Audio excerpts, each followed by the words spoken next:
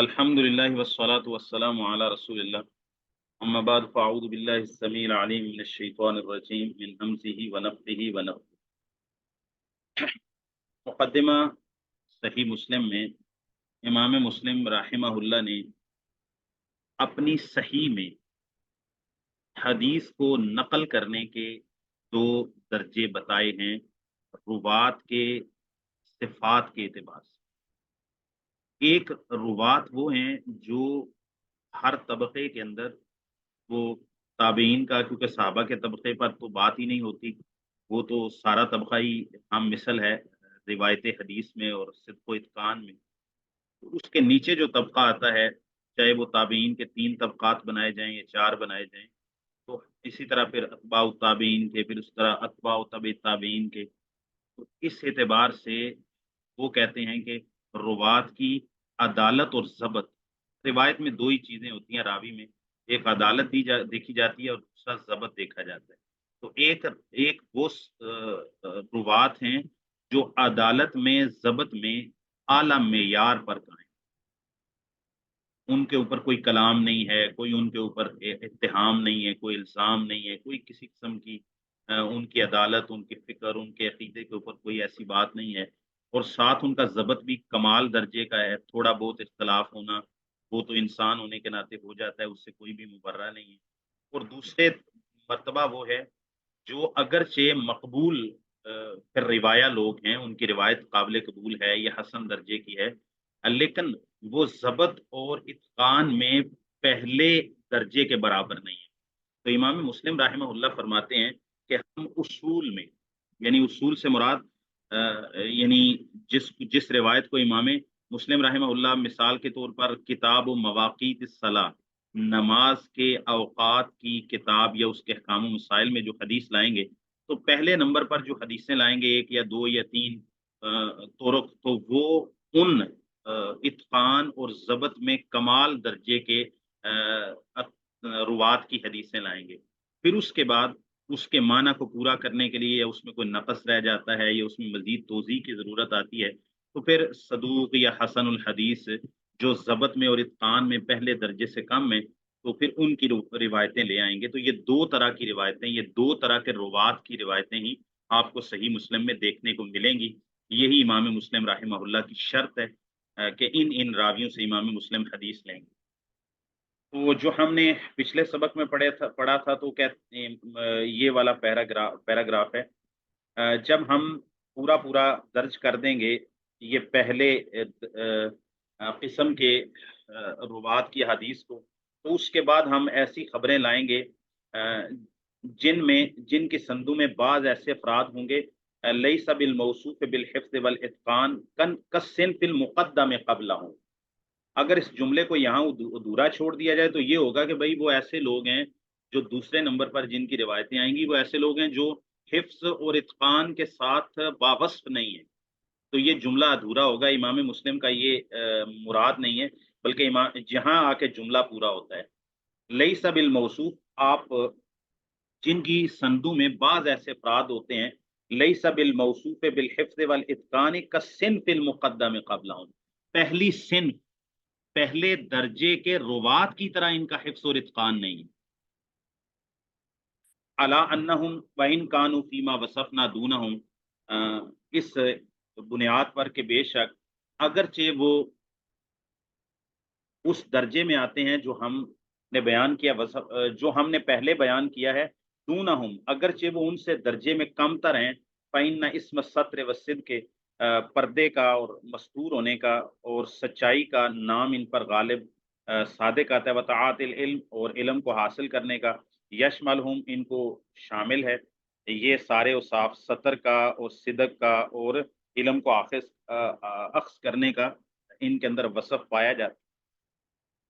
जैसे अता बिन साइब है, यज़ीद बिन अबी ज़ियाद है, लईस बिन अबी सलैम है, और इन जैसे लोग हैं, मिन हम्माल आसार व नुक़्बाल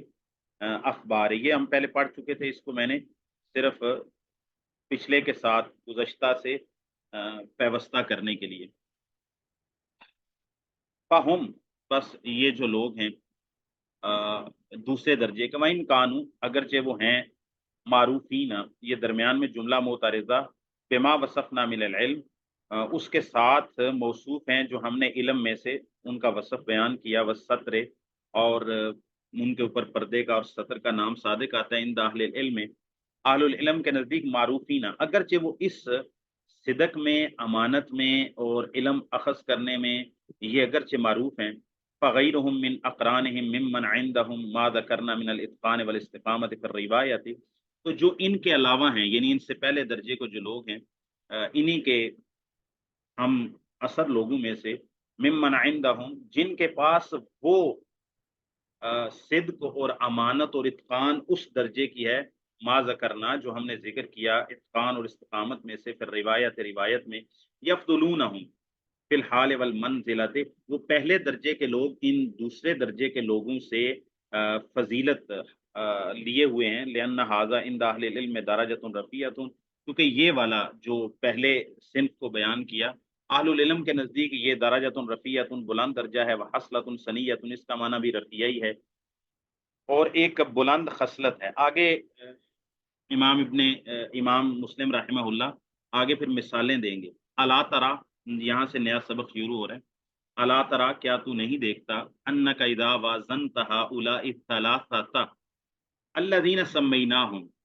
क्या तू नहीं देखता कि जब तू मुकाबला करे, मुवाजना करे, हाउलाइ सलासता, इन तीनों का, अल्लज़ीना सम्मैनाहुम, जिन तीन के हमने नाम किए, यानी अताअन व यजीद व लईसन, अता, यजीद और लईस बिन अबी सुलैम, जिनका हमने नाम लिया, इनका आप मुकाबला करें, मुवाजना करें, किसके साथ, बे मंसूर इब्न अल-मुअतमिरी व सुलेमान अल-आमशी व इस्माइल इब्न अबी खालिद,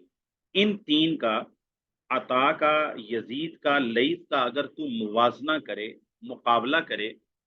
इत्कान में, हिफ्स में, जब्त में और रिवायत के अंदर उनका जो दर्जा है, जो उनका मुकाम है, इन तीनों का आप मुवाजना करें, किसके साथ, मंसूर इब्नुल मुअतमिर के साथ, सुलेमान उल आमश के साथ और इस्माइल बिन अबी खालिद के साथ। अता का, यजीद का, लईस का अगर तू मुकाबला करेगा मंसूर बिन अल मुअतमिर के साथ, सुलेमान अल आमश के साथ और इस्माइल बिन अबी खालिद के साथ, फी इत्कानिल हदीस वल इस्तिकामत फीहा, हदीस के,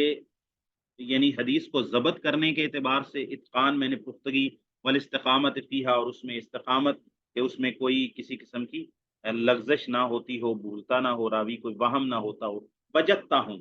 तू पाएगा इन तीनों को, मुबाय्यनीन लहुम, ये उनसे जुदा हैं, बायना युबायिनु मुबायनतन,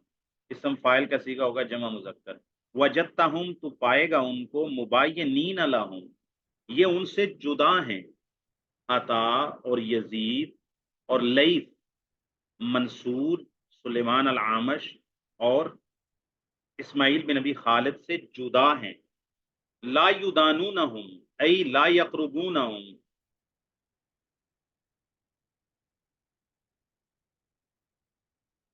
वो उनके करीब भी नहीं है, यानी वो उनके करीब नहीं पहुंचते। ला युदानूनहुम, तना यदनु से मुफाला आ गया, ला युदानूनहुम, वो उनके करीब नहीं पहुंचते।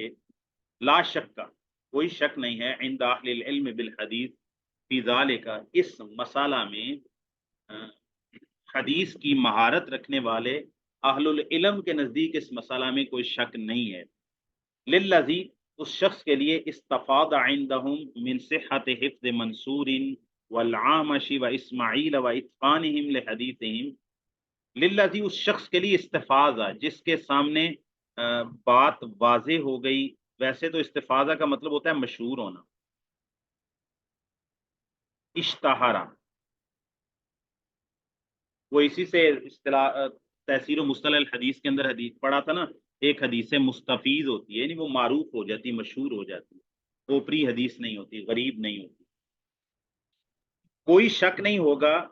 इस फन में, हदीस के इल्म में माहिरीन के नज़दीक कोई शक नहीं होगा, लिल्लज़ी, उस शख्स के लिए, इस्तफ़ादा, मशहूर हो गया, इंदहुम, जिनके नज़दीक, मिन सिहत हिफ्ज़ मंसूरिन वल आमश व इस्माइल, जिसके नज़दीक इस्माइल, आमश اور منصور کا ضبط کا صحیح ہونا مشہور ہے، وَإِتْقَانِهِمْ لِحَدِيثِهِمْ، اور ان کا اپنی حدیث کو زیادہ پختہ طریقے سے یاد رکھنا، وَأَنَّهُمْ لَمْ يَعْرِفُوا مِثْلَ ذَلِكَ مِنْ عَطَاءٍ وَيَزِيدَ وَلَيْثٍ، کہتے ہیں اور انہوں نے، علم بالحدیث کے ماہرین نے،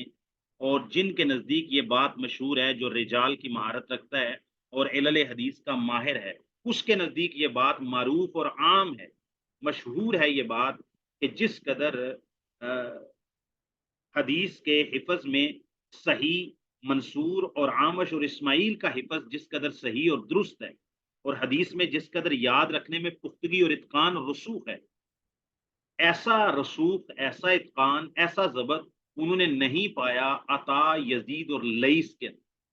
جب آپ ان کا تقابل کرتے ہیں تو جس قدر اپنی حدیث کو اپنے استاد سے یاد رکھنے میں اور اس کو صحیح طرح سے آگے، پہلے تحمل میں کہ حدیث لینے کے اندر صحیح طرح سے اس کو یاد کیا یا صحیح طرح سے لکھا، پھر اس کے بعد ادا میں جب آگے وہ بیان کرے گا، تحمل اور ادا دونوں کے اندر حدیث کو ضبط کرنے میں، اس کو پختہ طریقے سے یاد رکھنے یا لکھنے کے اندر محفوظ کرنے میں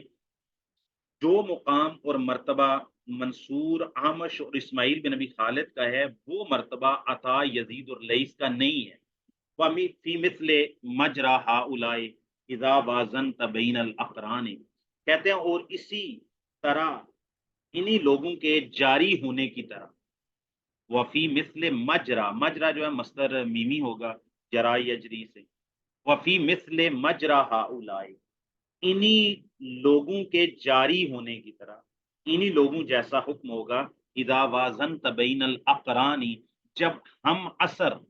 ایک طبقہ کے روات کے درمیان جب تو موازنہ اور مقابلہ کرے گا، تو اسی طرح باقی راوی بھی کوئی درجہ ایک سے تعلق رکھتے ہوں گے، کوئی درجہ دوم سے تعلق، کوئی حفظ و اتقان میں اعلیٰ درجے پر فائز ہوں گے، کوئی حفظ و اتقان میں ان سے کم تر ہوں گے۔ یہ میں نے مثالیں صرف امام مسلم فرماتے ہیں، یہ میں نے تین بندوں کی مثالیں دی ہیں، ایک کو میں نے درجہ اولا میں رکھا ہے، منصور کو، عامش کو، اسماعیل کو، اور دوسروں کو میں نے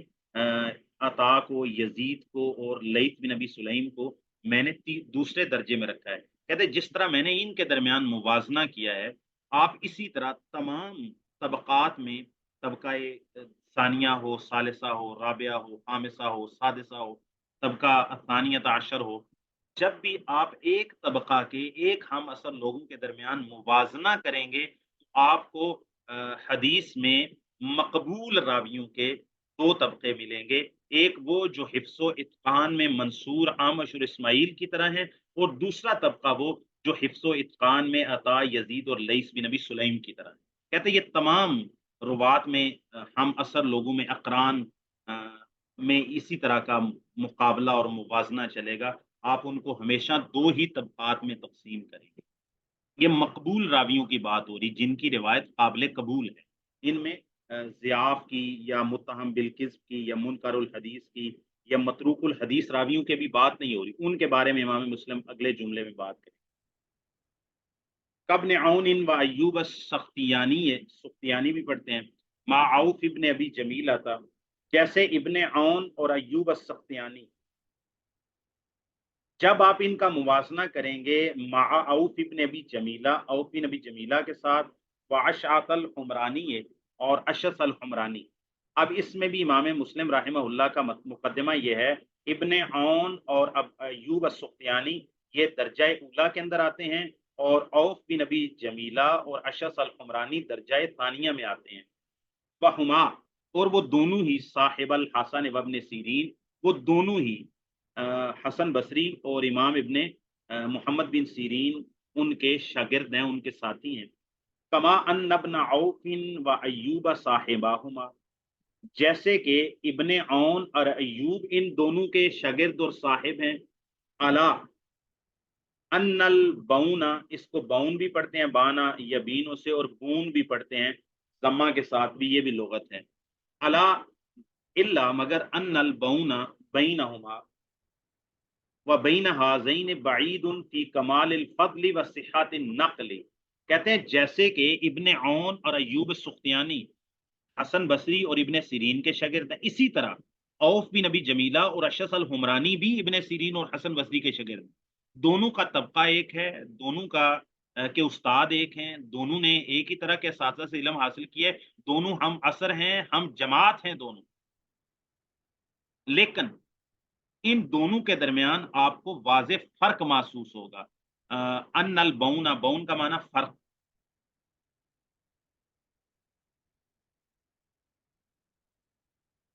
कहते हैं जैसे कि इब्ने औन और अय्यूब हसन बसरी के शागिर्द हैं, इसी तरह अबू औफ बिन अबी जमीला और अशस अल हुमरानी हसन बसरी और इब्ने सीरीन के शागिर्द हैं। लेकिन अन्नल बौना बैनहुम, बेशक इन दोनों के दरमियान फ़र्क है, दर्जे का फ़र्क है। दोनों हम मकतब हैं, दोनों हम जमात हैं, दोनों क्लास फेलो हैं, दोनों हम असर हैं, लेकिन दोनों आपस में अकरान हैं। लेकिन जो इब्ने औन और अय्यूब सुख्तियानी का जो दर्जा है, वो दर्जा ऊला के अंदर फाल करते हैं। और औफ बिन नबी जमीला, अशस अल हमरानी, उन दोनों के अकरान होने के बावजूद, उनके हम जमात होने के बावजूद, उन दोनों के सातिज़ा एक होने के बावजूद, दोनों के दर्जे के अंदर वाज़ेह फ़र्क मौजूद। वबैन हादैन, कहते हैं अला अन्नल बौना बैनहुमा वबैन हाज़ैन, मगर बेशक इन दोनों के दरमियान, इब्ने औन और अय्यूब के दरमियान, वबैन हादैन, और इन दोनों के दरमियान, औफ बिन नबी जमीला और अशस अल हुमरानी के दरमियान, बईदुन, काफी दूरी है, फी कमाल फजल व सिहत नकल, फजीलत के कमाल में और सही नकल करने, सही नकल करने, नकल की सेहत में और कमाल फजल में दोनों के दरमियान वाज़ेह फ़र्क है। और एक दोनों के मर्तबे में एक बोध पाया जाता है। वाइन कान औफुन व अशअतु गैर मदफूअइन, तस्निया गैर मदफूअइन अन सिद्किन व अमानतिन इंद अहलिल इल्म, कहते हैं अगरचे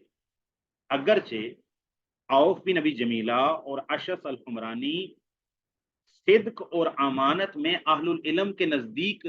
फेंके हुए या छोड़े हुए नहीं है। दोनों की रिवायत को मरदूद नहीं करार दिया गया कि मुहद्दिसीन ने कहा हो कि मतलब ये मतरूकुल हदीस है, या इनकी हदीस ला युकबल हदीसुम, ऐसी बात नहीं है। इब्ने औफ बिन नबी जमीला की हदीस भी कबूल करते हैं मुहद्दिसीन, अशस अल हुमरानी की हदीस भी कबूल करते हैं। इसी तरह मुहद्दिसीन इब्ने औन की हदीस भी कबूल करते हैं, अय्यूब अस्सुख्तियानी की हदीस भी कबूल करते हैं। लेकिन दोनों के फजीलत में और दोनों के जबत और इत्कान में फर्क है। फ़इन कान औफुन व अशअसु गैर मदफूअइन अन सिद्किन व अमानतिन इंद अहलिल इल्म, अगरचे उलमा मुहद्दिसीन अहलुल इल्म के नजदीक औफ और अशस गैर मदफूअइन, दफा यदफा, ये छोड़े हुए नहीं है, तर्क किए हुए नहीं है। आप इसका तर्जमा कर सकते हैं गैर मतरूकइन, अगरचे वो दोनों हदीस में छोड़े हुए नहीं। मरदूदैन भी आप तर्जमा कर सकते हैं, गैरा मरदूदैन, वो दोनों रद्द किए हुए नहीं है, उनकी रिवायत को रद्द नहीं किया गया, रद्दी की टोकरी में नहीं डाला गया। अन सिद्किन व अमानतिन, वो छोड़े हुए नहीं है, दूर नहीं किए हुए। अन सिद्किन व अमानतिन, सिद्क व अमानत में, यानी ये सच्चे भी हैं, अदालत, इनकी अदालत भी है, व अमानतिन, ये भी अदालत के साथ ही ताल्लुक रखता है, इन दाखिल अहलुल इल्म के नजदीक, यानी इनकी अदालत तो पूरी है, जैसे अय्यूब सुख्तियानी की और इब्ने औन की अदालत है कि सच्चे हैं और अमानतदार हैं। ये बात उनके अंदर पूरी पूरी तौर पर पाई जाती है। लेकिन जो हिफ्ज़ो इत्कान और जबत है, रावी के अंदर दो चीजें होती है ना मेरे भाइयों, एक होती है अदालत और दूसरी होती है जबत। अब ये जो रुवात हैं, इब्ने औन, अय्यूब सुख्तियानी और औफ बिन नबी जमीला और अशर अल हुमरानी, अदालत में ये एक जैसे, क्योंकि अदालत तो कम ज्यादा नहीं हो सकती ना, तो भाई अदालत में कमी ज्यादा नहीं होती, एक बंदा कम अमानतदार है, एक ज्यादा अमानतदार है, ये बात नहीं होती। एक बंदा ज्यादा सच्चा है और एक कम सच्चा है, ऐसी बात नहीं होती। भाई जो सच्चा है वो सच्चा है, जो बंदा झूठ बोलता है वो सच्चा नहीं रहता, सच में थोड़ा और ज्यादा नहीं हो सकता, ठीक है। और इसी तरह किसी बंदे का अमानतदार होना, ये ज्यादा अमानतदार है, ये कम अमानतदार है। यानी कम अमानतदार का मतलब है इसको 10 दफा अमानत दी जाए तो 9 दफा वापस कर देता है, 1 दफा वापस, एक आधी दफा ये कह लें कि अ, दरमियान में खयानत भी कर सकता है, तो वो तो अमानतदार रहा ही नहीं ना, उस पर लफ्ज़ अमानत सादिक नहीं आएगा, लफ्ज़ अमीन सादिक। तो जैसे अ, इब्ने औन और अय्यूब अस्सुख्तियानी, उनकी अदालत है, यानी सच्चे हैं, अमानतदार हैं, सहीउल अकीदा हैं, और उनमें कोई जो अदालत में आता है कि फिस्को फजूर करने वाला ना हो, कबीरा गुनाह का मुर्तकिब ना हो, सगीरा पर इसरार करने वाला ना हो, खिलाफ मरूवत काम करने वाला ना हो, उसमें कोई बिदत वगैरह ना पाई जाती हो, और झूठ ना बोलता हो, आम कलाम में भी लोगों के साथ झूठ वगैरह उससे बोलना साबित ना हो। तो ये अदालत के अंदर तो कहते हैं कि सिद्क और अमानत में औफ बिन नबी जमीला और अशरफ अल हमरानी मुहद्दिसीन के यहाँ छोड़े हुए या दफा किए हुए या दूर किए हुए नहीं है, मरदूद नहीं है सिद्क और अमानत में। हाँ, जहां पर फर्क आएगा, इब्ने ओन और अयूब को जब हम पहले दर्जे में रखेंगे और औफ और अशरफ को हम दूसरे दर्जे में रखेंगे, वो फर्क कहाँ पर आएगा, जब्त में आ, क्योंकि जब्त में दर्जा हो सकता है एक ऐसा रावी हो जिसने 100 रिवायतें बयान की हों और उसकी 100 की 100 रिवायतें दीगर मुहद्दिसीन की रिवायतों के मुशाबे हों, बराबर हों, लफ्ज में, अदा में, मफहूम में, माना में। और एक बंदा 100 रिवायतें बयान करता है और 100 में से वो 95 रिवायतें तो बिल्कुल ठीक बयान करता है, लेकिन 5 रिवायतों में उसको कहीं वहम हो गया, कहीं कोई कमी हो गई, कहीं कोई ज्यादती हो गई, कहीं कोई माना तब्दील हो गया, कहीं कोई इजाफा उसने नकल कर दिया, या कहीं कोई रुवात के सनद के अंदर कोई गड़बड़ आ गई कि उसको कोई वहम हो गया या इख्तलात हो गया या इख्तलाफ हो गया, तो ये शख्स जबत के अंदर आके इसको 100 में से 95 नंबर मिल रहे हैं, और एक वो हैं जिनको जबत के अंदर 100 में से 100 नंबर मिल रहे हैं। ठीक है जी, तो ये फर्क इनके दरमियान रहेगा। हाँ, सिद्क को अमानत उनका वो भरोसे वाला है। वलाकिन्नल हाल मा वसफना मिनल मंजिलत इंद अहलिल इल्म, लेकिन हालत वही है, हाल वही है जो हमने बयान किया है, मिनल मंजिलत, दर्जे में से, इंद अहलिल इल्म, अहलुल इल्म इनके दर्जे में फर्क करते हैं। दर्जे बहरहाल एक जैसे नहीं है, इस पर इमाम मुस्लिम दलील भी देंगे कुरान से। इन्नमा मसलना हाउलाई फित तस्मियत, हमने इन तीनों का जो मिसालें दी हैं, उससे पहले इमाम मुस्लिम ने 3 बंदों की, अता की और यजीद की, लईस की मिसालें दी हैं, मंसूर, आमश और तीसरे कौन थे, इस्माइल बिन अबी खालिद। तो उन तीनों की मिसालें दी, यहाँ पर 4 की मिसालें दी। एक ग्रुप इब्ने औन का और अयूब सुख्तियानी का, और दूसरा जो ग्रुप है वो औफ बिन नबी जमीला और अशरफ अल हमरानी का। इमाम मुस्लिम फरमाते हैं हमने मिसालें दी हैं नाम लेने में, इन बंदों की सिर्फ मिसालें दी हैं, ये सारे रावी जिक्र नहीं कर दिए, सिर्फ मिसाल के तौर पर रखा है। ले यकून तमसील हूँ, ताकि हो जाए उनका मिसाल दिया जाना, सेमातन, सेमातन का मतलब अलामतन, यस्तुर अन फहमिहिमा मन गबी अलैहि तरीक़ अहलिल इल्म, ताकि सेमातन यस्तुर अन फहमिहा, सादिर हो जाए, जारी हो जाए, अन फहमिहिमा, इन दोनों के फहम से, मन गाबी या जिस पर मुश्किल हो गया या तंग हो गया, तरीक अहले इल्म, मुहद्दिसीन का तरीक, फी तरतीब अहले ही है, अ,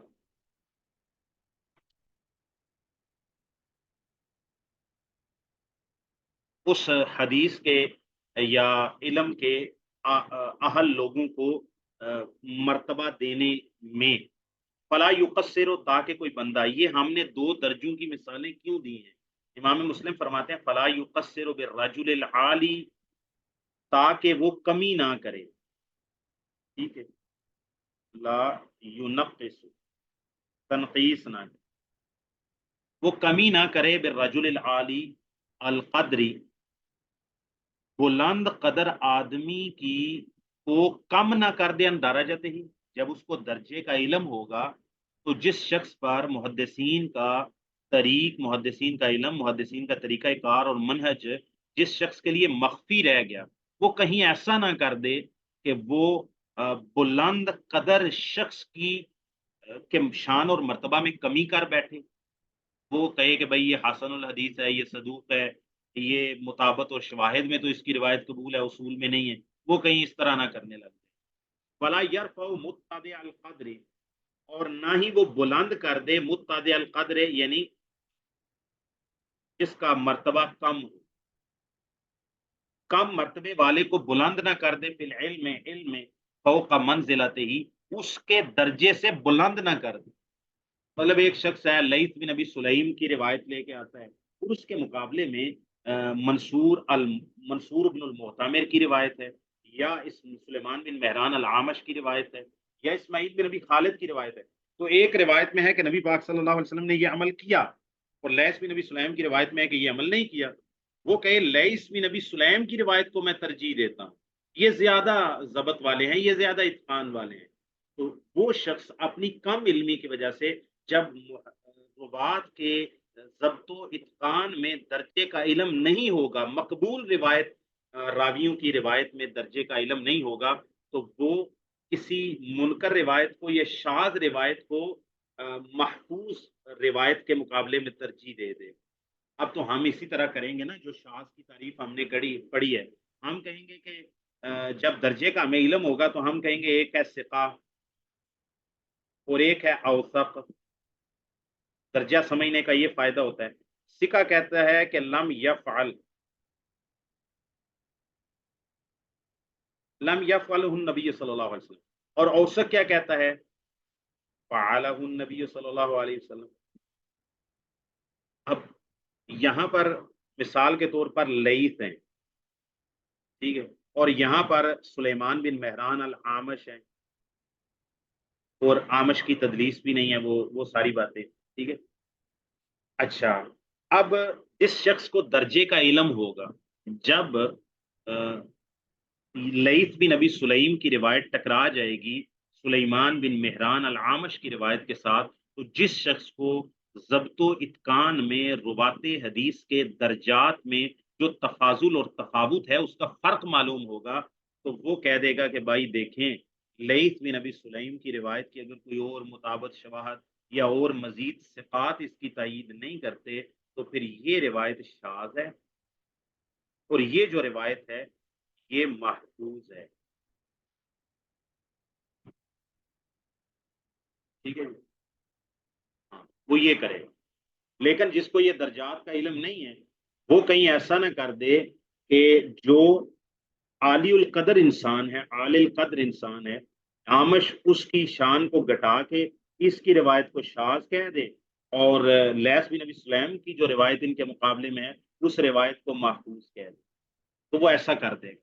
तो इमाम मुस्लिम राहिमहुल्लाह फरमाते हैं कि दर्जात को जानने का इल्म ये होता है कि जब सिका की रिवायत औसत के मुकाबले में आती है, या उनका आपस में टकराव हो जाता है, या सिका जब औसत की मुखालफत करता है, या सिका जब ज्यादा सिकात की मुखालफत करता है, तो उस वक्त ये एक मैंने मिसाल दी आपको समझाने के लिए। तो इमाम मुस्लिम राहिमहुल्लाह फरमाते हैं कि ये मैंने नाम लेकर मिसालें दी हैं, ताकि इनकी मिसालों से जिस शख्स पर मुहद्दिसीन का अहलुल इल्म का तरीक मख्फी रह गया, वो इनसे फ़हम हासिल कर सके, और जो अहलुल इल्म हैं उनके मर्तबे बनाने में, उनकी मर्तबा साजी करने के अंदर, मर्तबा में तरतीब लगाने के एतबार से, तो वो किसी आलिल कदर को उसके दर्जे से गिरा ना दे, और कम दर्जे वाले को उसके दर्जे से बढ़ा ना दे कहीं। वयुति कुल्ल दी हक्किन फीह हक्काहू, और वो क्या करेगा, ये क्यों किया है, ताकि वयुति, और वो दे कुल्ल दी हक्किन, हर हकदार को, फीह, उस इल्म के अंदर या दर्जे के अंदर, हक्काहू, उसका हक, हर शख्स को उसका हक पूरा पूरा दे, कि ये पहले दर्जे में आते हैं, ये दूसरे में आते हैं, ये तीसरे में आते हैं, ये वो ऐसा करे। वयुनज़्ज़िलु मंज़िलतहु, और वो उसको उसके मर्तबे के मुताबिक उसको उतारे। फ़क़द ज़ुकिरा अन आइशा अन्नहा क़ालत, ज़िक्र किया गया है सैयदा आयशा उम्मुल मोमिनीन रज़ियल्लाहु तआला अन्हा से, अमरना रसूलुल्लाह सल्लल्लाहु अलैहि वसल्लम अन नुनज़्ज़िल अन्नास मनाज़िलहुम, रसूलुल्लाह सल्लल्लाहु अलैहि वसल्लम ने हमें हुक्म दिया था कि हम लोगों को ये नुनज़्ज़िला भी पढ़ सकते हैं और बाब इफ़ाल से इंज़ाल भी पढ़ सकते हैं। ان ننزل الناس منازلہم کے لوگوں کو ان کے مرتبوں کے مطابق ہی مقام دیں، ان کے مرتبوں کے مطابق رکھیں، مع ما نطق به القرآن من قول اللہ تعالی، اس کے ساتھ ساتھ جو قرآن مجید نے جو قرآن مجید نے جو کلام کیا ہے، یا ناطا کا مطلب قرآن مجید بولا ہے، تو یعنی اللہ تعالیٰ نے کلام کیا قرآن مجید میں، اللہ تعالیٰ کے اس فرمان میں سے وَفَوْقَ كُلِّ ذِي عِلْمٍ عَلِيمٍ۔ اچھا، یہ قرآن مجید کی آیت نقل کر کے بھی امام مسلم رحمہ اللہ یہ دلیل لے رہے ہیں اور استدلال کر رہے ہیں، اور استدلال بالکل 100% ٹھیک ہے۔ یہ دیکھیں قرآن مجید میں بھی اللہ تعالیٰ نے فرمایا کہ اہل العلم کے درجے ایک طرح سے نہیں ہوتے، تو اسی طرح سچے راویوں کے درجے بھی ایک طرح سے نہیں، سچ میں وہ ایک جیسے ہیں، لیکن حفظ اتقان کے اندر ایک درجہ ہو یہ ممکن ہی نہیں ہے۔ قرآن بھی کہتا ہے وَفَوْقَ كُلِّ ذِي عِلْمٍ عَلِيمٍ، ہر علم والے کے اوپر زیادہ علم والا ہو۔ فَعَلَىٰ نَحْوِ مَا ذَكَرْنَا مِنَ الْوُجُوهِ، اس کے مطابق جو ہم نے وجوہات اور اسباب میں سے ذکر کیا، نُعَلِّفُ، امام مسلم فرماتے ہیں نعلف، ہم تعلیف کرتے ہیں، ما سالت من الاخبار عن رسول اللہ صلی اللہ علیہ وسلم، جس کے بارے میں تو نے سوال کیا تھا رسول اللہ صلی اللہ علیہ وسلم سے خبریں لکھنے کا، ہم اس طریق کے اوپر کہ درجوں کا اعتبار کر کے ہم حدیثیں لکھیں گے۔ میں چاہتا ہوں آج یہ نا امام مسلم رحمہ اللہ کا بنیادی جو کیا اس کو بولتے ہیں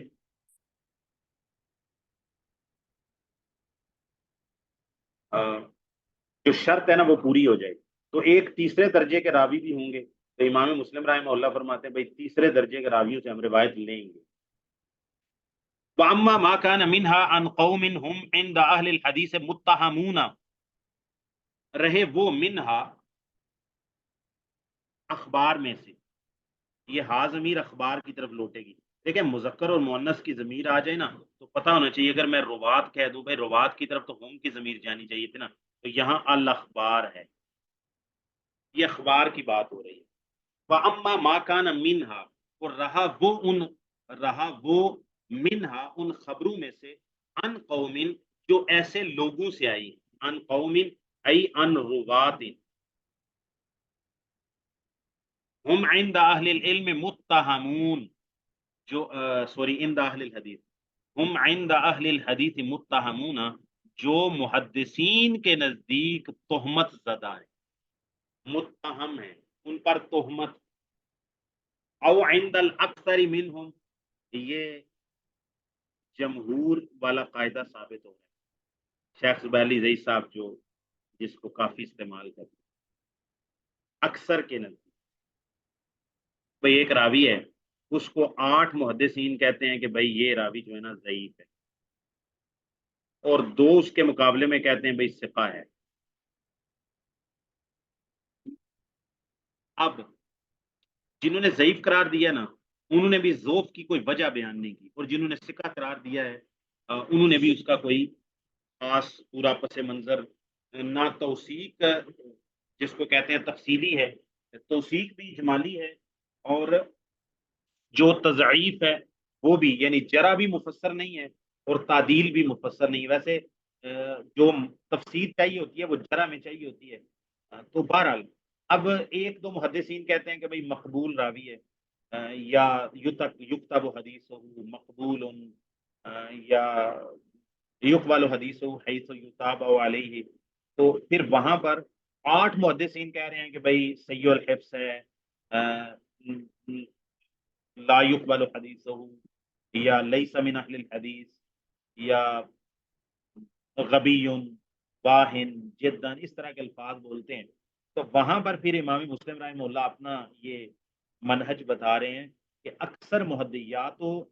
تمام محدثین کے ہاں وہ متہم راوی ہے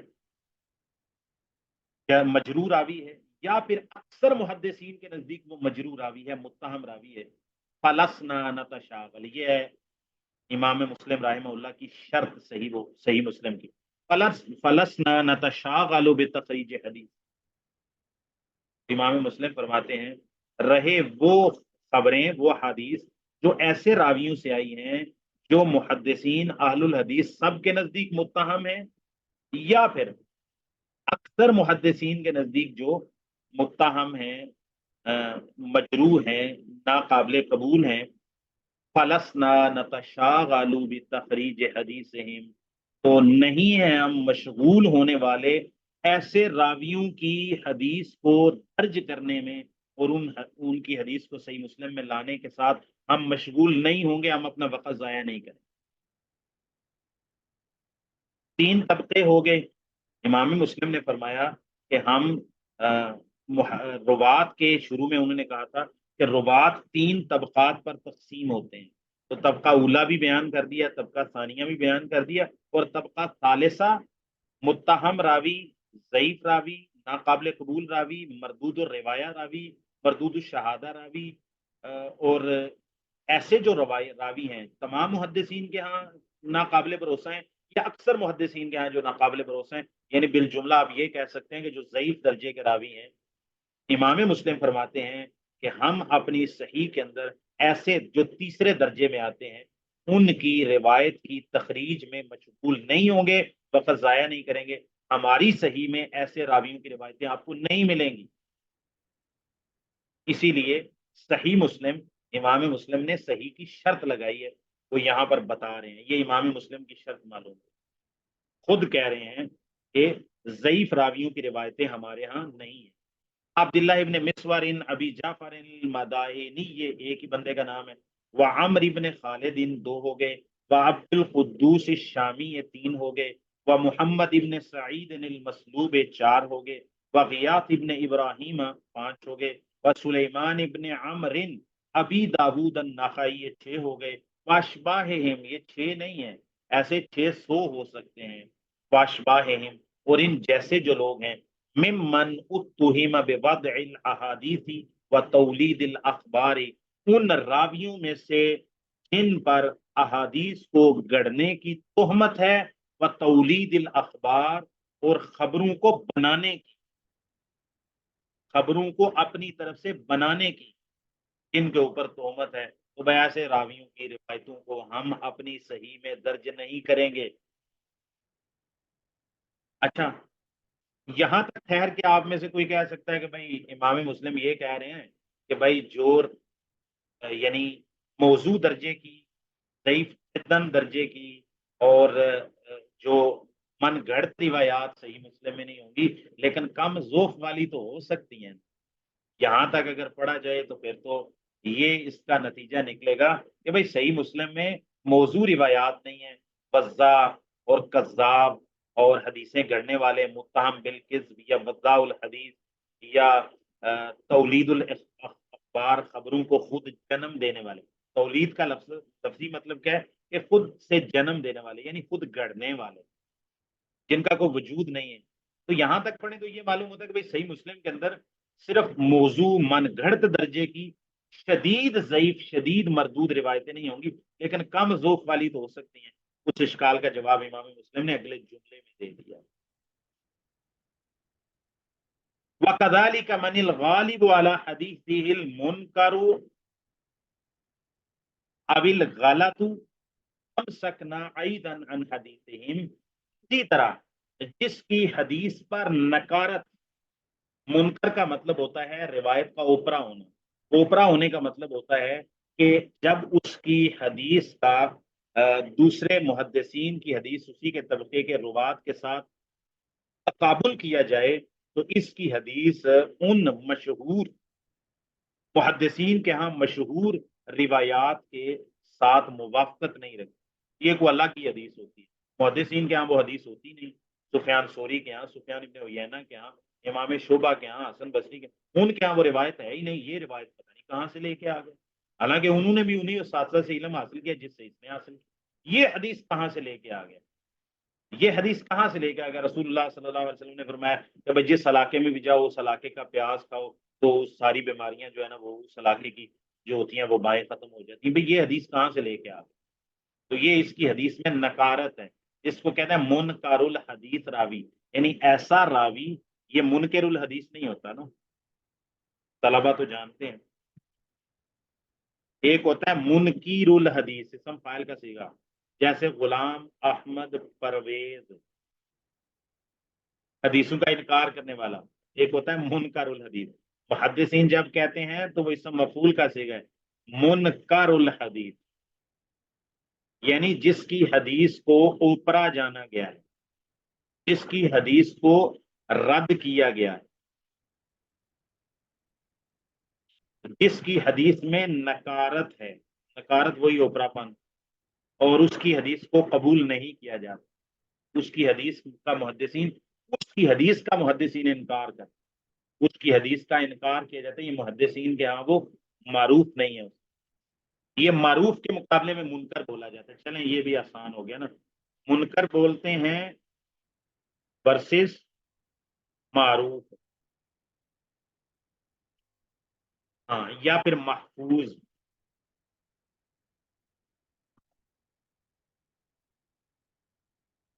اب پھر منکر کے اندر آگے جا کے نا دو طرح کی تقسیمیں ہوتی ہیں، ایک منکر آتا ہے، شاذ روایت بھی منکر ہی ہوتی ہے لغوی اعتبار سے، اصطلاح میں تو شاذ اور منکر میں فرق ہوتا ہے، اور ایک ہوتی ہے جس کو واقعی منکر حدیث کہتے ہیں۔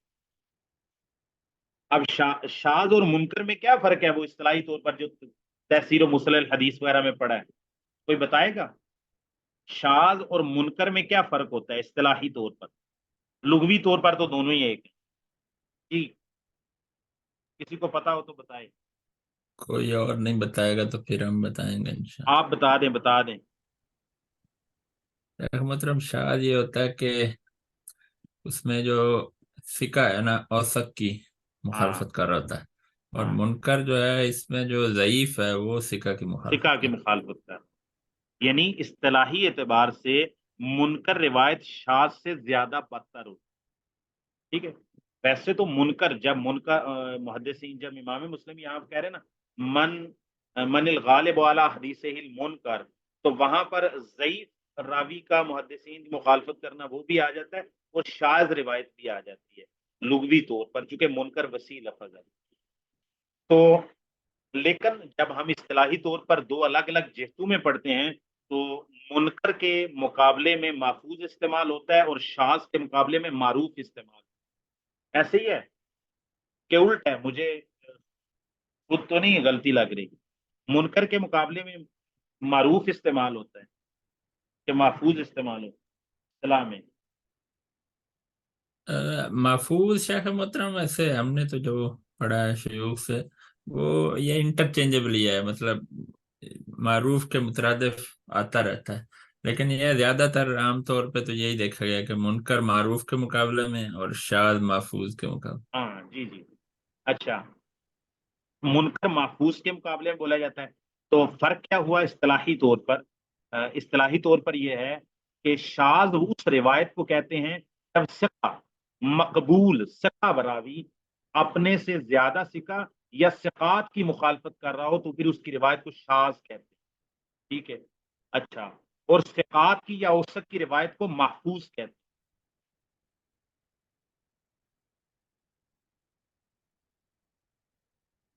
شاذ ورسز محفوظ ہوتا ہے، اور منکر، منکر کیا ہوتا ہے؟ ضعیف ورسز ثقہ، اور شاذ میں کیا ہوتا ہے؟ ثقہ ورسز اوثق یا پھر ثقات۔ تو امام مسلم رحمہ اللہ فرما رہے ہیں کہ بھائی اسی طرح متہم بالکذب وضاع الحدیث، اور حدیثیں گھڑنے والے، جھوٹ بولنے والے، ان کی روایت وہ بھی ہماری صحیح میں نہیں ہوں گی، اور اس کے ساتھ ساتھ اس میں کسی بھی درجے کا ذوق پایا جاتا ہے جس کی وجہ سے روایت رد ہو جاتی ہو، اس میں علت خفیہ پائی جاتی ہو یا علت ظاہرہ پائی جاتی ہو، تو امام مسلم فرماتے ہیں ہم اس کی حدیث بھی اپنی صحیح میں درج نہیں کریں گے۔ من الغالب والا حدیث المنکر، جس کی روایت میں اوپرا پن پایا جاتا ہے، وہ اوپرا پن شاذ کی صورت میں بھی ہو جاتا ہے، اور اوپرا پن منکر جس کو ہم کہتے ہیں اس میں بھی آ جاتا ہے، ضعیف ثقہ کے مقابلے میں بیان کرے یا پھر ثقہ اوسط یا ثقات کے مقابلے میں بیان کرے، دونوں ہی آ جائیں گے۔ اب الغلط ہو، یا پھر جس میں غلطی عام ہو، یعنی ایسی راوی جو بہت غلطیاں کرتا ہو، جسے ہم کہتے ہیں صدوق کثیر الاوہام، یا صدوق سیء الحفظ،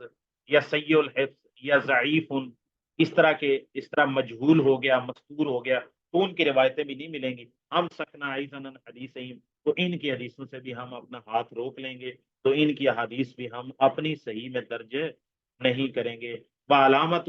اچھا یہ امام مسلم خود بیان کر رہے ہیں، وعلامت المنکر فی حدیث المحدث، محدث کی حدیث میں منکر ہونے کی علامت، منکر کی علامت یہ ہے، اذا ما عرضت روایتہ للحدیث علی روایت غیرہ من اہل الحفظ والرضا خالفت روایتہ روایتہ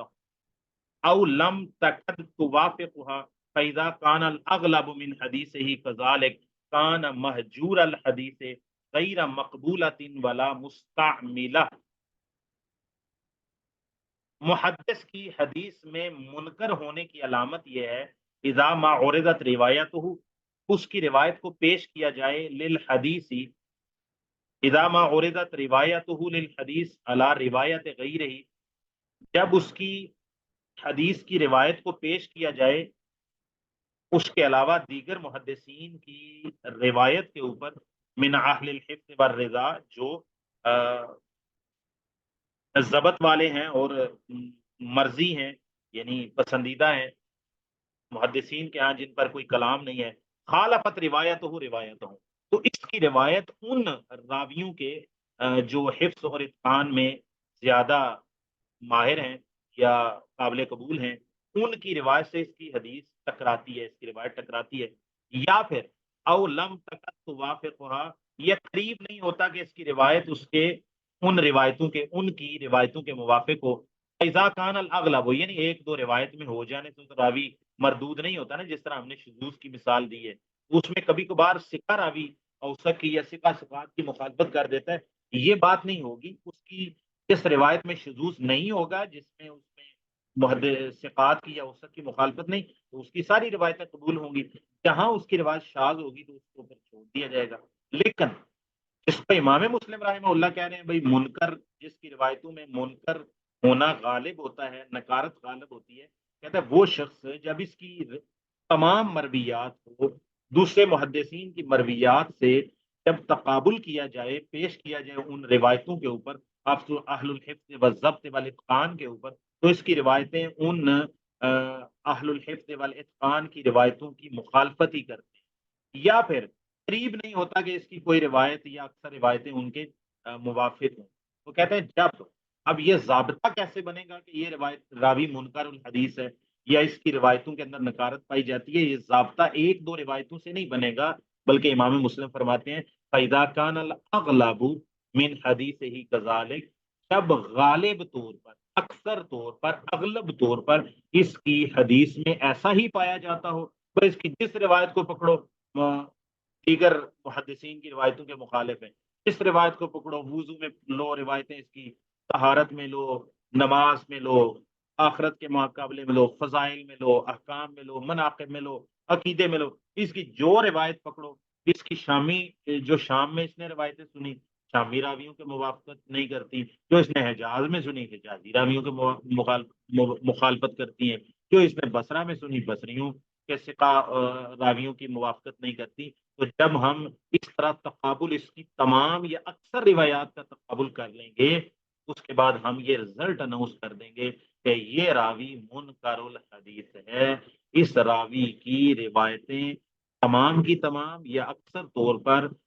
دیگر ثقات یا ثقہ راویوں کی موافقت نہیں کرتی، اغلب طور پر، اکثر طور پر اس کی روایتیں ثقات کی مخالفت ہی کرتے ہیں، تو پھر کان مہجور الحدیث، یہی جس کو آپ کہتے ہیں متروک الحدیث، یہ متروک الحدیث راوی ہوگا، اس کی روایت کو ترک کر دیا جائے، غیر مقبولۃ ولا مستعملہ، ولا مستعملہ ہی، نہ تو اس کی، اب یہ غیر مقبولۃ لے کے آگے تو پھر یہ اخبار کی طرف جائے گا اور روایت کی طرف جائے گا، مؤنث لے آئے، غیر مقبولۃ ولا مستعملہ، نہ تو اس کی روایات غیر مقبولۃ، اس کی روایتیں قابل قبول نہیں ہوں گی، اور نہ ہی اس کی حدیث کو استعمال کیا جائے گا، یعنی عمل نہیں کیا جائے گا، اس کی روایت کو مقبول نہیں ہوں گی، اب جو مؤنث لے کے آئے تو پھر روایت ہوگی غیر مقبولۃ، اس کی روایت کو قبول نہیں کیا جائے گا، قبول یعنی روایت کرنے میں، تخریج کرنے میں اور اسی طرح بیان کرنے میں قابل قبول نہیں ہے، اور دوسرا اس کی جو حدیث ہے یہ قابل عمل بھی نہیں ہے، مستعمل کا مطلب قابل عمل نہیں ہے، یعنی اس سے کوئی عقیدہ، کوئی عمل، کوئی فضیلت، کوئی مسئلہ، کوئی احکام و مسائل، حلال و حرام، اس کو ان کے تخریج اور استدلال استنباط کے لیے استعمال ہی نہیں کیا جائے، ولا مستعملہ، اور نہ ہی یہ قابل استعمال ہوں گی۔ آگے جو ہا ہے نا، مجھے جو معلوم ہوتا ہے واللہ عالم، یہ ہا جو ہے نا سکتے کا ہے، سکتے کا۔ ویسے یہ مستعملہ اسی طرح مؤنث ہے جس طرح مقبول آتی مؤنث، واللہ عالم، مجھے ایسے لگتا۔ ولا مستعملہ تن، یہ اصل میں اس طرح تھا، تو سکتے کی وجہ سے وہ حال ہیں، ولا مستعملہ۔ انہوں نے ویسے لام کے نیچے کسرہ لکھ دیے، دیکھ لیتے ہیں انہوں نے کوئی ایسا۔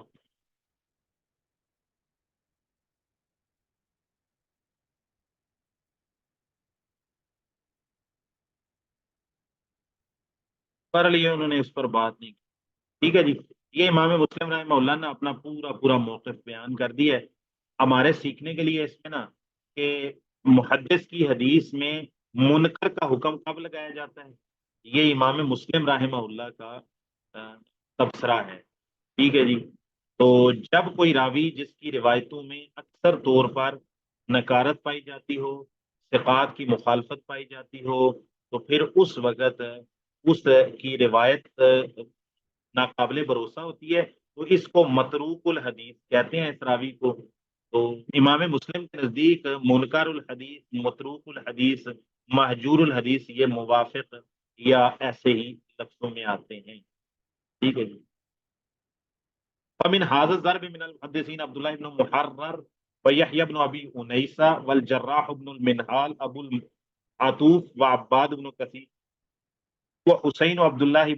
وحسين بن عبد الله بن ضميرة وعمر بن صهبان۔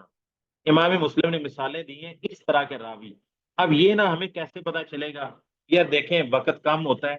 اب آپ ایسا کر سکتے ہیں، آپ میں جو شوقین آدمی ہو وہ کیا کرے کہ وہ نا یہ جو امام مسلم رحمہ اللہ نے 4-5 نام لیے نا، عبداللہ بن محرر، یحییٰ بن ابی انیسہ، الجراح بن منہال، ابو العطوف، عباد بن کثیر، حسین بن عبداللہ بن ضمیرہ، اور عمر بن صہبان۔ اب وہ کیا کرے کہ زیادہ دور نہ جائے، تقریب التہذیب میں کھول لیں، تقریب التہذیب میں نا عبداللہ بن محرر کا ترجمہ دے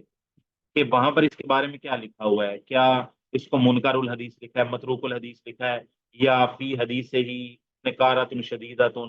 یا فی اخبارہا نکارت، یا احادیث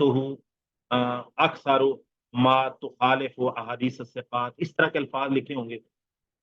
جو اس کے موافق۔ اچھا، تو آپ اس کا ترجمہ دیکھیں گے نا، تو امام مسلم رحمہ اللہ کا آپ کو زیادہ سمجھ آ جائے گا کہ امام مسلم رحمہ اللہ اس راوی کے، یہ کس راوی کے بارے میں، یعنی منکر الحدیث کیٹیگری میں، مہجور الحدیث کیٹیگری میں، یا جس کی حدیثوں میں اغلب اور اکثر طور پر دوسرے محدثین کی روایتوں سے مخالفت پائی جاتی ہے، یہ امام مسلم کس طرح کے راوی پہ کہتے ہیں۔ یہ جب آپ ان کے اس میں تقریب التہذیب وغیرہ کے اندر جب تراجم دیکھیں گے نا، تو وہاں سے پھر آپ کو امام مسلم کی بات 100% سمجھ آ جائے گی۔ ٹھیک ہے اچھا کہ عبداللہ بن محرر کا ترجمہ ہے متروک الحدیث۔ ہاں ماشاء اللہ۔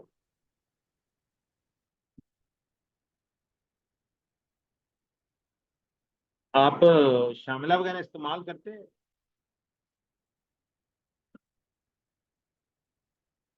شاملہ ہم نے نا وہ اپنے شیخ سے بہت مانگی، لیکن بس وہ بھی مصروف ہو گئے، زبیری صاحب حفظ اللہ۔ تو وہ اصل میں وہ جو اس کا ورژن ہے نا اپڈیٹڈ، وہ کافی بڑا سا، جو پتہ نہیں کتنے جی بی کا، ہاں ہاں، تو وہ مجھے مل نہیں پایا۔ ویسے آن لائن جو ہے وہ اور بھی جی جی، کافی سورسز ہیں جو کہ شاملہ کے ساتھ لنک ہیں، تو وہ یوز کریں۔ ٹھیک۔ اسی طرح کہتے ہیں ومن، میرا دل ہے اس کو آپ پڑھ ہی دیں، ویسے آج کلاس کی اسٹرینتھ تھوڑی سی لو ہے، شاید ہم ان کا نقصان نہ کر رہے ہوں کہیں۔ ومن نحا نحوہم فی روایت المنکر فی الحدیث، کہتے ہیں اور جو چلا نحوہم ان کے راستے پر، نحوہم کا معنی طریق بھی ہوتا ہے نا، فی روایت المنکر منکر بات کو روایت کرنے میں، من الحدیث، حدیث میں سے منکر کی روایت میں جو ان کے راستے اور ان کے طریق پر چلا، فلسنا نعرج علی حدیثہم، پس ہم نہیں چڑھیں گے، یعنی ہم قصد ہی نہیں کریں گے علی حدیثہم، ان کے حدیث پر، ولا نتشاغل به، اور نہ ہی ہم اس کے ساتھ مشغول ہوں گے، لأن حکم اہل العلم والذی یعرف من مذہبہم فی قبول ما يتقرب به المحدث من الحدیث ان یکون قد شارق الصفات من اہل العلم والحفظ۔ اچھا، یہ پھر آگے نا ایک نیا مسئلہ شروع ہو گیا، راوی کا تفرد آنا یا اس کا منفرد ہونا کسی روایت کو بیان کرنے کا، یا جس طرح غریب حدیث آ جاتی ہے، تو یہ ایک الگ نیا ٹاپک شروع ہو گیا، تو میرا خیال ہے اس کو ہم پھر کل پر ہی اٹھا رکھیں تاکہ وہ پچھلے اور آگے نیا مضمون شروع ہونے سے اس کا نہ ہو جائے۔ جی، اب دیکھیں عبداللہ بن محرر کا ترجمہ بتایا منور بھائی نے کہ بھائی یہ جو عبداللہ بن محرر ہے نا، اس کے ترجمے میں لکھا ہے متروک الحدیث۔ اب یہ امام مسلم رحمہ اللہ کا مراد تک آپ پہنچ گئے ہیں کہ امام مسلم رحمہ اللہ منکر الحدیث، یا جو یہاں پر وہ جس کی حدیثوں میں منکر ہونا غالب ہے یا اغلب ہے، تو امام مسلم اس سے کون سا راوی مراد لیتے ہیں کیٹاگری کا؟ تو عبداللہ بن محرر کا ترجمہ دیکھا، باقی کا بھی آپ دیکھیں گے تو آپ کو اندازہ ہو جائے گا کہ جب تقریب میں یا تقریب التہذیب میں اور دوسرے امام ذہبی وغیرہ جن راویوں کے اوپر کس طرح کے کمنٹ دیتے ہیں جن کو امام مسلم اس کیٹیگری میں لے کے آتے ہیں، یہ چاروں پانچوں کے ترجمے جب دیکھ لیں گے نا، کسی کے بارے میں متروک الحدیث لکھا ہوگا، کسی کے بارے میں مہجور الحدیث لکھا ہوگا، کسی کے بارے میں لکھا ہوگا فی احادیث ہی نکارت شدیدت، فی احادیث ہی مخالفت شدیدت لمحدثین یا لطبقاتہم، جس طرح کی بھی کوئی اور بھی باتیں ہو سکتی ہیں، تو آپ سب کو ایک ہی کیٹیگری میں امام مسلم کے ہاں ڈال لیں گے کہ یہ ایک درجے کے راوی نہیں ہے، بلکہ اس میں کئی طرح کے راوی آتے ہیں جن کے بارے میں امام صاحب بھی کبھی کوئی لفظ استعمال کرتے ہیں، کبھی کوئی استعمال کرتے ہیں، کبھی استعمال، تو امام مسلم کے نزدیک وہ ایک ہی کیٹیگری میں آتے ہیں۔ ٹھیک ہو گیا جی؟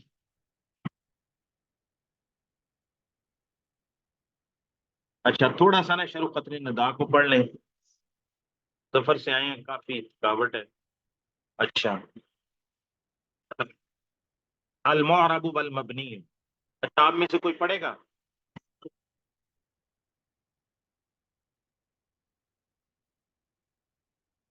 المعرب والمبنی، معرب اور مبنی، متن ہے وہ ہوا ضربانی، اس کی دو قسمیں ہیں اسم میں، یعنی کلمے میں سے، معرب ہوا ما يتغیر آخرہ بسبب عوامل الداخلۃ علیہ، سب سے معرب کی خوبصورت تعریف میرے نزدیک بڑے نحویوں میں سے امام ابن ہشام نے کی، سب سے آسان، سب سے زیادہ سمجھ آنے والے، وہ کہتے ہیں ہوا، معرب وہ ہوتا ہے ما یتغیر آخرہ، جس کا آخر بدل جائے، بسبب العوامل الداخلۃ علیہ، اس پر داخل ہونے والے عوامل کی وجہ سے، آگے وہ وضاحت خود ہی کریں گے، کا زید و مبنی، اور دوسری قسم مبنی ہوتی ہے، وہ ہوا بخلاف ہی، اور وہ اس کے برخلاف ہے، اس کے برخلاف کیسے ہوں گے؟ اب یہاں پر یہ جو تعریف لکھی ہوئی نا، اس کے شروع میں لا کا اضافہ کر دیں تو مبنی کی تعریف ہو جائے گی، ہوا ما لا یتغیر آخرہ بسبب العوامل الداخلۃ علیہ، عوامل کے بدلنے سے کلمے کے آخر میں تبدیلی کا نہ ہونا، اس کو بنا کہتے ہیں، اور جس کلمے کے آخر میں عامل کے بدلنے کے باوجود اعرابی لفظاً یا تقدیراً تبدیلی نہ ہو، اس کو مبنی کہتے ہیں، اور جس کا آخر عوامل کے بدلنے سے لفظی یا تقدیری طور پر بدل جائے، اس کو معرب کہتے ہیں،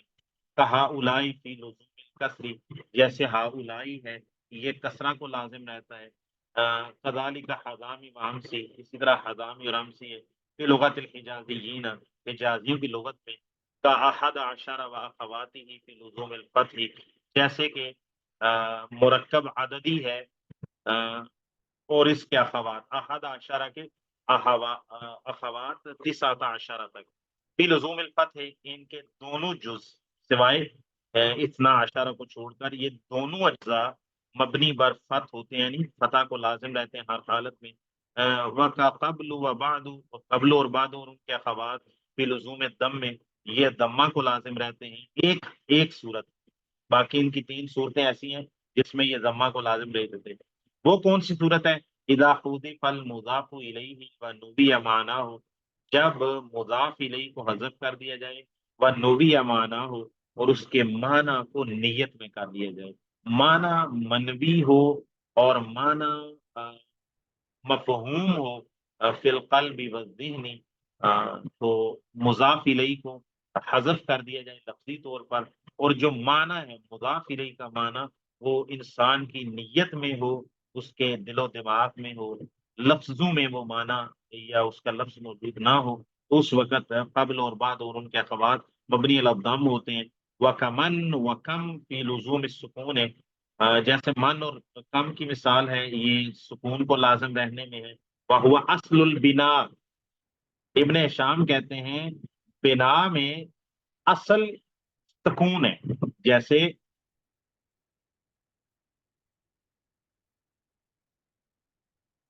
بنا میں اصل سکون ہے، یعنی کلام جو بھی کلمات مبنی ہوتے ہیں، تو مبنی میں اصلی علامت، مبنی میں اصلی علامت یا کسی بھی کلمے کا اصلاً مبنی ہونا سکون پر ہوگا، جو باقی ضمہ پر مبنی ہوتے ہیں، فتح پر ہوتے ہیں، کسرہ پر ہوتے ہیں، حذف آخر پر ہوتے ہیں، یا اور بھی چیزیں آ جاتی ہیں. تو وہ جو بنا ہوتا ہے وہ بنا کی فرعی علامتیں ہیں. مبنی الاصل جو ہوتا ہے وہ سکون کے اوپر ہوتا ہے. بنا میں اصل علامت سکون ہے. شرح میں کہتے ہیں لما فرغت من تعریف الاسم بذکر شیء علی علاماته عقبت ذلك ببیان انقسامه الى مرب ومبنی. جب میں فارغ ہوا اسم کی تعریف سے بذکر شیء من علاماته، اس کی علامات میں سے کچھ کو ذکر کرنے کے ساتھ، عقبت تو میں اس کے پیچھے لایا، ای ادرجت عاقبہ، میں نے اس کے پیچھے درج کیا، یعنی علامات کے بعد میں نے درج کیا. اب تو ذالک میں نے اس کے بعد درج کیا بیان انقسام ہی، اس کے تقسیم ہونے کے بیان کو الی معرب و مبنی، معرب اور مبنی کی طرف. وقدمت المعرب، میں نے معرب کو پہلے لایا ہوں، معرب کو میں نے مقدم کیا ہے. لأنہ الاصل، کیونکہ کلام میں، یہ اسم میں، سوری کلام میں نہیں کہیں گے یہاں، اسم میں اصل ہے مورب ہونا اور مبنی ہونا فرع ہے. ہر چیز میں ایک اصل ہوتی ہے نا. ہم کہیں گے فعل میں اصل کیا ہے، تو ہم کہیں گے البنا. حرف، بھائی حرف میں اصل نقل کچھ نہیں ہوتا، اس میں صرف ہوتا ہی بنا ہے. اچھا اسم میں اصل کیا ہے، تو ہم کہیں گے اسم میں اصل ہے الاعراب. ٹھیک ہے، الاعراب. والاصل فی الاسم الاعراب والاصل فی الفعل البناء. فعل میں اصل مبنی ہونا ہے، اس میں سے مستثنا ہو جائے گا فعل مضارع، جبکہ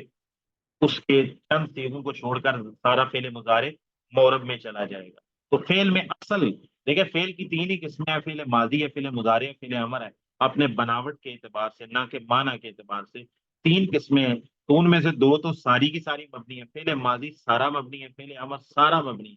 پیچھے رہ گیا فعل مضارع. تو فعل مضارع میں سے بھی 12 صیغے مبنی ہیں، سوری 12 صیغے معرب ہیں اور 2 اس کے مبنی ہیں. تو وہ ایکسیپشن ہوئی ہے. تو فعل میں اصل یہ ہے کہ وہ مبنی ہو، سوائے اس کے فعل مضارع کے چند صیغوں کو چھوڑ کر وہ اور ایک حالت کو چھوڑ کر چند صیغوں کو چھوڑ کر وہ معرب ہے. اسی طرح حرف ہوتا ہی مبنی ہے، اس میں اصل نقل کچھ نہیں ہوتا. باقی رہ گیا اسم. تو اسم میں اصل یہ ہے، اکثر یہ ہے، اغلب یہ ہے کہ وہ معرب ہو، متمکن ہو، معرب ہو. ہاں اس میں کچھ الفاظ ایسے آ جاتے ہیں جو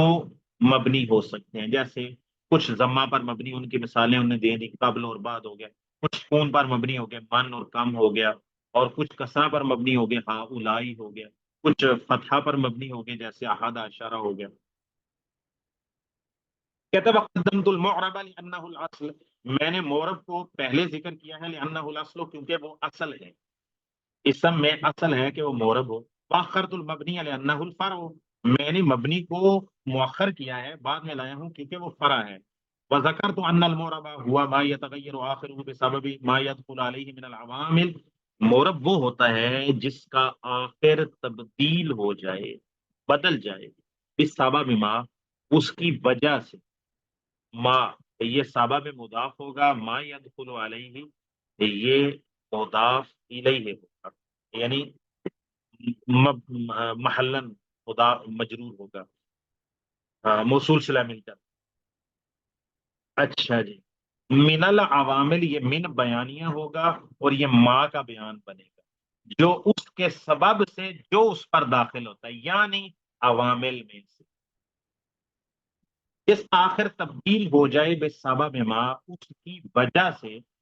جو اس پر داخل ہو. کون داخل ہو؟ من العوامل یعنی عوامل، عوامل میں سے جو اس پر داخل ہوتا ہے اس کی وجہ سے جس کا آخر لفظاً، یہ ہم اپنی طرف سے اضافہ کر رہے ہیں، لفظاً یا تقدیراً تبدیل ہو جائے. اللہ ترى زید قائم وعیسیٰ قائم. زید معرب وعیسیٰ ایضا معرب. لفظ زید یصدق علیہ ما قد عرفنا فی حد المعرب. تو وہاں پر تو تعریف صادق آ رہی ہے، ولیکن اذا نظرنا الى لفظی تھا لم نجد علیہ، لم نجد یصدق علیہ اس تعریف المعرب، لأن آخرہ لا يتغیر بسبب العوامل الداخلة علیہ. فلنقل الاسم المعرب هو ما يتغیر آخرہ بسبب العوامل الداخلة علیہ لفظا او تقدیرا. کچھ ایسے اسماء معربہ بھی ہیں جن کا آخر لفظی طور پر تو تبدیل نہیں ہوتا لیکن تقدیری طور پر تبدیل ہو جاتا. تو یہ عیسیٰ، موسیٰ، کبریٰ، صغریٰ، ان کا آخر لفظی طور پر تو تبدیل نہیں ہوا، لیکن یہ بات پکی تھکی ہے کہ یہ معرب ہے، یہ مبنی نہیں. یہ معرب ہے، یہ مبنی نہیں. اچھا. تو جس کا آخر عوامل کے داخل ہونے کی وجہ سے لفظاً ہم اضافہ کریں گے، لفظاً جیسے زیدن ہے اور تقدیراً جیسے عیسیٰ موسیٰ ہے، یا تقدیراً تبدیل ہو جائے. علامت کے اظہار سے کوئی چیز مانے ہو جاتی ہے نا، جیسے غلامی. اب غلامی بھی معرب ہے، غلام بھی معرب ہے، اور یا کی طرف مضاف ہونے سے وہ مبنی تو نہیں ہو جاتا نا. جو لفظ پہلے غلام معرب تھا، اب وہ یا کی طرف مضاف ہو کے مبنی کیسے ہو سکتا ہے؟ مبنی نہیں. ٹھیک ہے. تو پھر اس کے آخر میں رفع کی علامت کیوں نہیں آ رہی، نصب کی علامت کیوں نہیں آ رہی؟ رائی تو غلامی، مرد تو بے غلامی. تو وہ ہم کہیں گے کہ یہ جو یا آ گئی ہے نا، یا متکلم، اس نے ضمہ کو، فتحہ کو، کسرہ کو ظاہر کرنے سے روک دیا ہے. اب امکان نہیں ہے ان کو ظاہر کرنے کا، تو ان کو مقدر کر لیا گیا، ان کو فرض کر لیا گیا، ان کو ملحوظ کر لیا گیا ہے ملفوظ کی بجائے. جی. اچھا جی. تقول جانی زید رأیت زیدا مررت بزید الا ترى ان آخر زید. کیا تو نہیں دیکھتا کہ زید کا آخر جو کہ دال ہے، تغیر بالضمة والفتحة والكسرة بسبب ما دخل عليه من جاءني ورأيت والباء. فلو كان التغیر فی غیر آخر فی غیر الآخر. یہ بڑی خوبصورت بات کر رہے ہیں، یعنی مورب کی نا پوری ڈیفینیشن کو ابن ہشام آپ کے اذہان و قبول میں قلوب میں اتارنا چاہتے ہیں. وہ کہتے ہیں کہ بھائی ہم نے کہا ہے جس کا آخر تبدیل ہو تو وہ مورب ہوتا ہے، اور وہ بھی عوامل کی وجہ سے تو وہ مورب ہوتا ہے. کہتے ہیں اگر تبدیلی تو ہو لیکن کلمے کے آخر میں نہ ہو تو اس کو ہم اعراب نہیں کہیں گے اور اس کلمے کو مورب نہیں کہیں گے. کہتا بھلو کان التغیر فی غیر الآخر لم یکن اعرابا. اگر تغیر کلمے کے آخر میں نہ ہو بلکہ شروع میں یا درمیان میں ہو، لم یکن اعرابا، اس تبدیلی کو جو آخر کے علاوہ میں ہوگی اس کو اعراب نہیں کہا جائے گا. کا قول کا فی فلس، جیسے فلس روپیہ پیسہ. اذا صغرتہ، جب تو اس کی تصویر لائے تو فلیسن کہہ دے. واذا کسرتہ، جب تو اس کی جمع مکسر لائے تو کہے افلس و فلوس.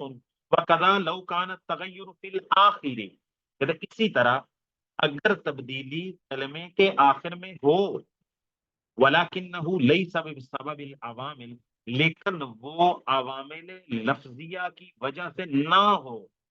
فقولک جلست حیث جلس زید، فإنه يجوز لك أن تقول حيث بالضم وحيث بالفتح وحيث بالكسر،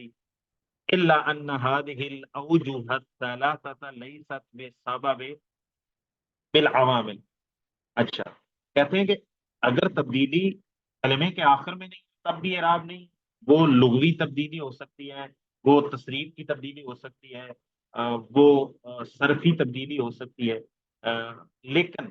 اگر تبدیلی آخر میں بھی ہو لیکن عامل کی وجہ سے نہ ہو، وہ تبدیلی عامل کی وجہ سے نہیں ہے، وہ بھی لغوی اور عربوں کے استعمال کی وجہ سے ہے. کوئی اس کو ضمہ کے ساتھ استعمال کرتا ہے، کوئی فتحہ کے ساتھ کرتا ہے، کوئی کسرہ کے ساتھ کرتا ہے، تو آخر میں کبھی ضمہ فتحہ کسرہ ایک ہی لفظ پر ضمہ بھی پڑھا جاتا ہے، فتحہ بھی پڑھا جاتا ہے اور کسرہ بھی پڑھا جاتا ہے، اور آخر میں آ رہا ہے. تو آپ آخر میں آنے کی وجہ سے بھی اس کو اعراب نہیں کہیں گے جب تک کہ وہ عامل کی وجہ سے نہیں. فإنه يجوز لك أن تقول حيث بالضم وحيث بالفتح وحيث بالكسر، إلا مگر ان هذه الأوجه الثلاثة، بے شک یہ تین طریقے، یہ تین وجوہات، لیست بسبب العوامل، عوامل کی وجہ سے نہیں ہے. الا ترى، کیا تو یہ بات نہیں دیکھتا، ان العامل واحد وهو جلس. کہتے ہیں آپ ان مثالوں پہ غور کریں نا. جلست حیث جلس، جلست کدھر گیا جی؟ اچھا، جلست حیث جلس، جلست حیث جلس، جلست حیثی جلس.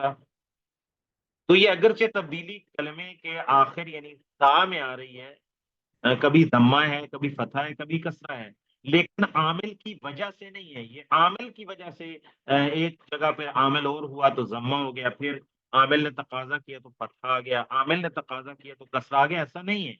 کیوں آپ نہیں دیکھتے کہ تمام مثالوں میں جلست حیث جلس زید و جلست حیث جلس زید و جلست حیثی جلس زید، تمام میں یہ جلست عامل تو ایک ہی ہے. جب عامل ایک ہے تو ایک ہی عامل کبھی رفع کا، کبھی ضمہ کا، کبھی فتح کا تقاضا کیسے کر سکتا ہے؟ ایک ہی عامل کبھی رفع کا، کبھی نصب کا، کبھی جر کا تقاضا کیسے کر سکتا ہے؟ ایسا ہو ہی نہیں سکتا. تو عامل بدلا نہیں ہے، پھر بھی آخر میں تبدیلی دیکھنے کو آ رہی ہے تو یہ تبدیلی اعراب نہیں ہے. وَهُوَ جَلَسَ وَقَدْ وُجِّهَ مَعَهُ التَّغَيُّرُ الْمَذْكُورُ، سوری وُجِّدَ. تو کہتا ہے عامل ایک ہونے کے باوجود یہ مذکورہ تبدیلی دیکھنے میں آئی ہے. وَلَمَّا فَرَغْتُ مِنْ ذِكْرِ، اچھا وہ انہوں نے جواب اس کا اچھا نہیں دیا ہے. تو جواب اس کا یہ ہے کہ دیکھیں یہ تین وجوہات ہیں، تین وجوہات. بعض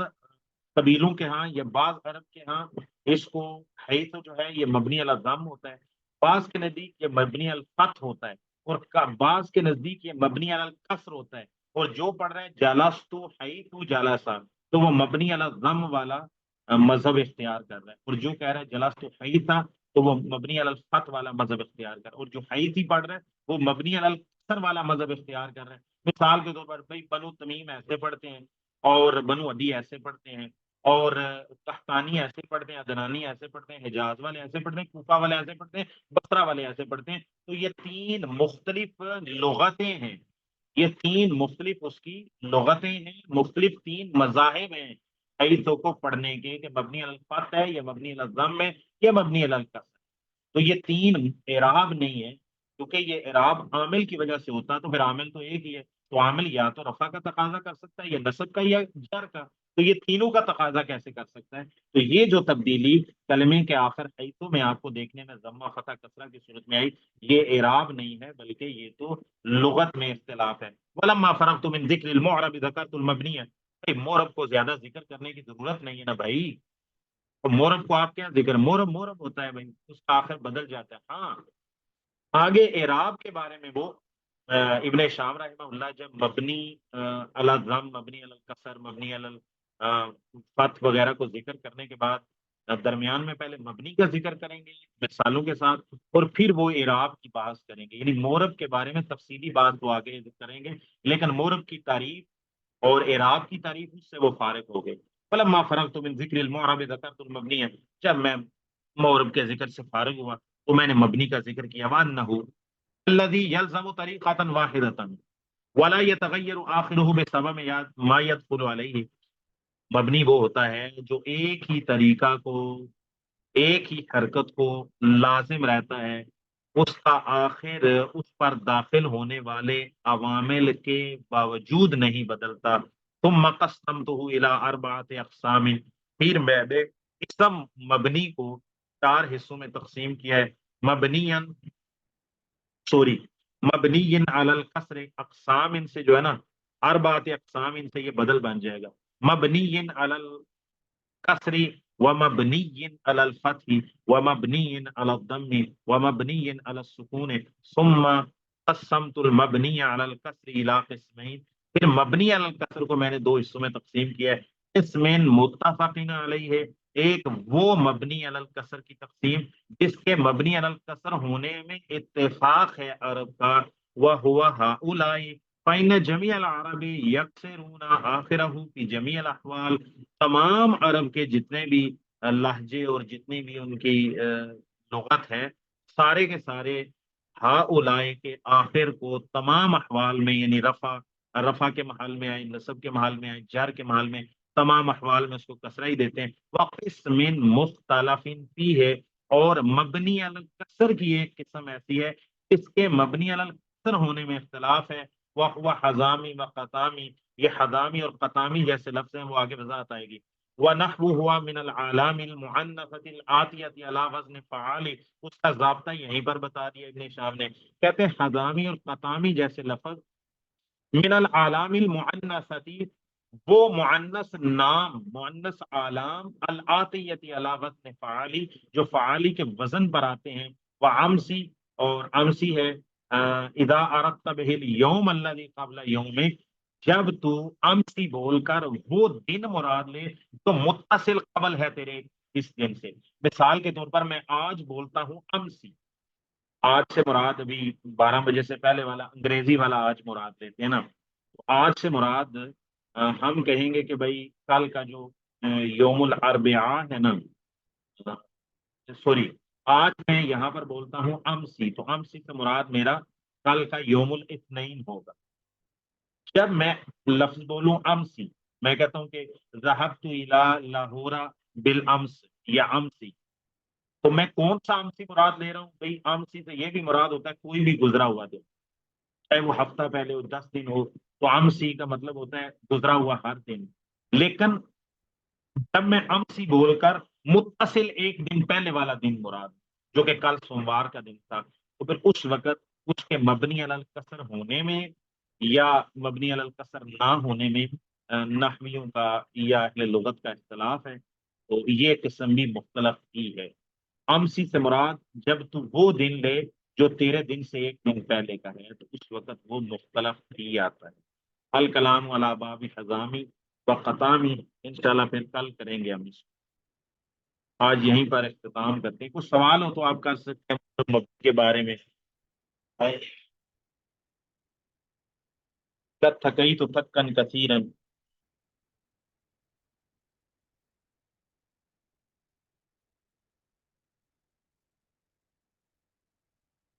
سبحانک اللہم و بحمدک اشہد ان لا الہ الا انت